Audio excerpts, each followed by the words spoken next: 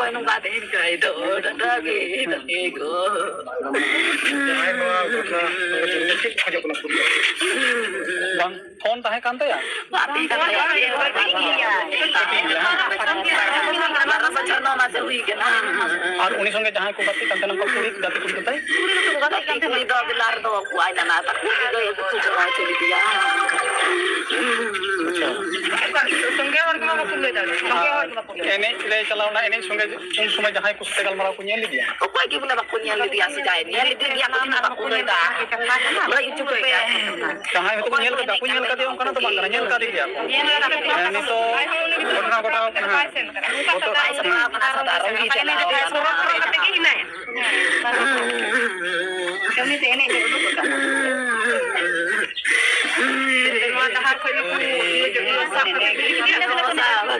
जोहार गे आपे जतो को सावता ज्ञान ऑफिशियल चैनल रे आपे जतो को सगुन दाराम तिहिन इन आर मिटे नवा वीडियो इन अगु का तिहिना वीडियो रे होनवा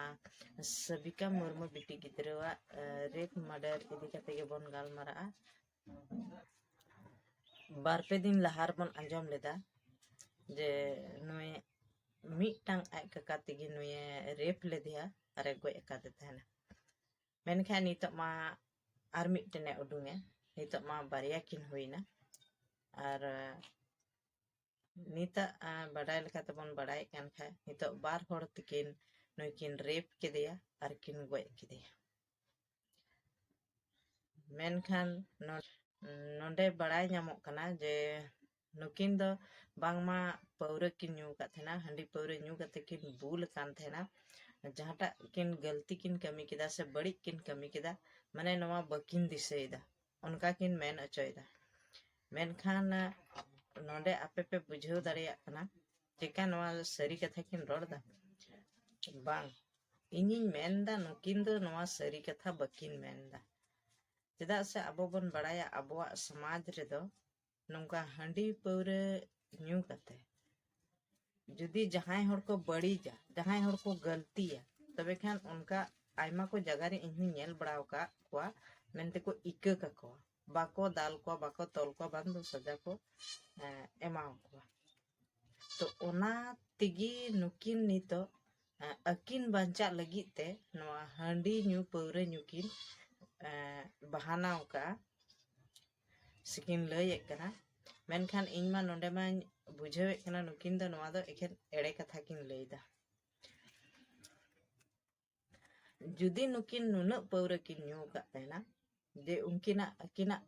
बुद्धि ज्ञान हुकिन जॉम का तेना माने निने बकिन बुझाव दाड़िया कान थे ची लिन चिकायदा और ओकोय साव लिन चिकायदा तो आपे पे बड़ाई गया जहां टा हो नुन बुल को तहना जहांटा अकवा दिशा बांग तहना तो उनको होड़ा आपे सोचाव कते नेल पे ची लेका को तहना उनको आपे पे बड़ाया जहां रगी को बुल उल्टो लेनखा ओंडे को बिरी बको दाड़िया आर जुदी जहां लका ढेने मेने बिरी कते दाड़ान खाने जुदी आमेम ठेलाव लेनखा मी ठेलाव रगी न्यूरह लेनखा उनी बिरी बाय दाड़िया तो उनकान होड़ दो उन बुले ताहे कान खाई किन जहाटा उनकिन अकिन बकिन बुझ दाड़िया कान था मेनते ची लिन चिकायदा नुना बुल किन ताहे कान खा मा नोंकाना गलती मा उनकिन बकिन कमी दाड़े किया और नुई बिटी गिदरा तो जहाल का बन बुझाव खा एकाल दो सीधे ते दो बकिन और उल्टो का दिया जरूर नुई साहते जहाल का किन छेड़खानी तहन गया और जुदी नुकिन नुन बुल हालत रेकिन तहे कना जहाटा अकिना दिशा बांग तहे कना जुदी नुकिन माय ठेलाव लेकिन खा मिमी ठेलाव रेकिन नुकिन भिंदड़ की किना आर के दड़ बांचाव को मेन खा नुकिन द नुन बुल द बकिन तहे कना जहां तिना उनकिन किन लयगो कना बुल रे नोंकाना बड़ी लिंग कमी का से नोंका गलती लिंग कमी का नवा दो उनकिन अकिन बांचा लगी रास्ता किन न्याम कना अकिन उकालका किन बांचा ना डहार किन नेलदा ओना खातिर ते नवा कथा किन मेनदा आरसे नोंका किन रोड़दा बुल कते खा अलंग को इक कलंगा अकिना मोने रे नवा कथा किन सोचावदा मेन खा नवा को कथा दो एखेन एड़े कथा कना निने दो बकिन बुल कना किन खान दो माने जहाटा किन कमी का जान बुझ कते लेका किन कमी का माने इना द सनाम किन बुझाव दाड़ेया कान थे गे एकाल बेबुझ कते द नोंकाना बड़ी द बकिन कमी दाड़े के नुकिन अकिन बंचा लगी ते हाना नवा कथा किन मेन दा मेन खान नुकिना नोंकाना कथा रे बांग भूल चाही और बांग पतिये चाही चेदा जे नुकिन द नवा बुल द एखेन किन बहाना कान तकिना और बखाय सनामा जान बुझ कते किन कमी का ओना मेन खान आबो नुकिन द बाबन बांचाव किन नुकिन द जहान फांसी रे सजा एमाव किन चाही और फांसी कते किन नुकिना जीवी द हताव तकिन चाही